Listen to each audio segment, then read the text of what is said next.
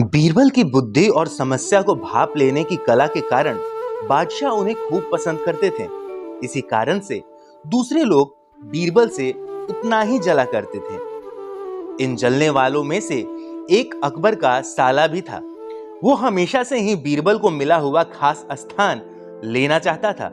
बादशाह जानते थे कि बीरबल जैसा कोई और नहीं हो सकता। वो अपने साले को भी ये बात समझाने की कोशिश करते थे, लेकिन उनका साला हमेशा कहता था कि वो काफी बुद्धिमान है।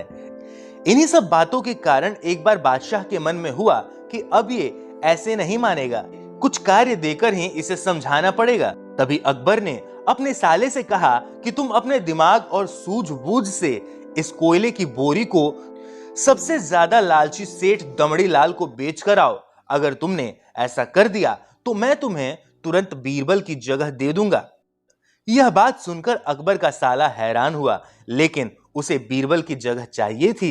इसी सोच के साथ वो कोयले की बोरी लेकर सेठ के पास पहुंच गया। सेठ ऐसे ही किसी की बातों में आने वाला नहीं था, इसीलिए उसने उसे खरीदने से मना कर दिया। अब अपना उदास चेहरा लेकर अकबर का साला महल लौटा। उसने कहा कि मैं इसे नहीं बेच पाया। इतना सुनते ही बादशाह ने बीरबल को अपने पास बुलाया। उन्होंने अपने साले के सामने ही बीरबल से कहा कि तुम्हें सेठ दमड़ी लाल को यह कोयले की बोरी बेचनी होगी।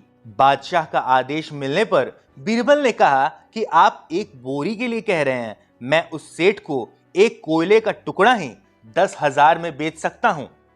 यह बात सुनकर अकबर का साला दंग रह गया।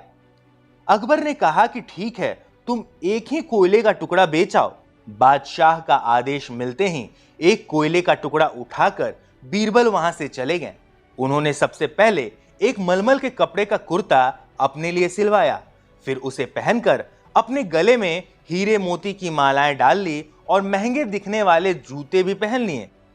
इतना सब करने के बाद बीरबल ने उस कोयले के टुकड़े को सूरमा यानी काजल की तरह बारीक पीसकर एक कांच की शीशी में डलवा लिया। अब इसी वेश में वो महल के मेहमान घर में आ गए। इसके बाद बीरबल ने एक इश्तिहार दिया कि बगदाद के एक जाने माने शेख साम्राज्य में पहुंचे हैं जो जादुई सूरमा बेचते हैं।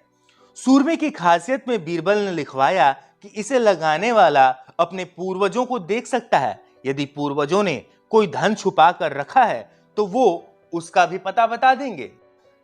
इस इश्तिहार के सामने आते ही पूरे नगर में बीरबल के शेख रूप और चमत्कारी सूरमे की बात होने लगी।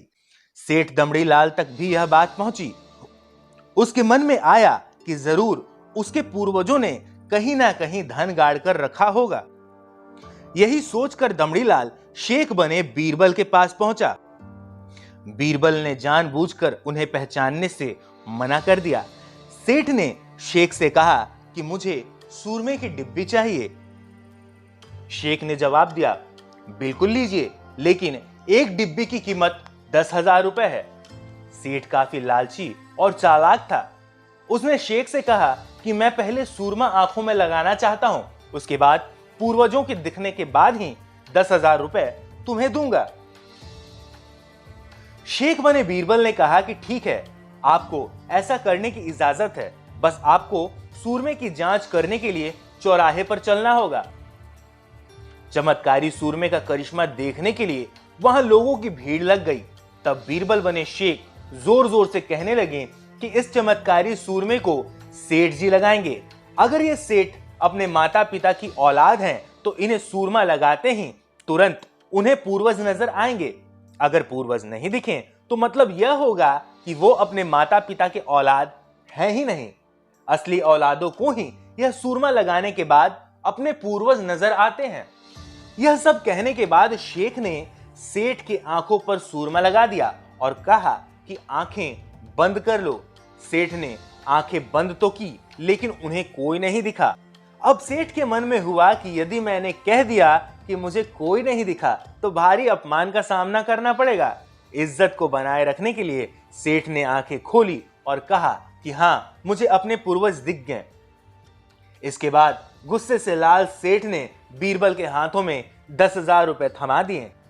फिर क्या था, खुश होते हुए बीरबल महल पहुंचे। उन्होंने कहा कि लीजिए महाराज, एक कोयले के बदले 10,000 रुपए, और बादशाह को पूरा किस्सा सुना दिया।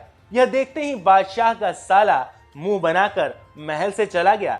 इस घटना के बाद से उसने कभी भी बीरबल की जगह लेने के बारे में नहीं सोची।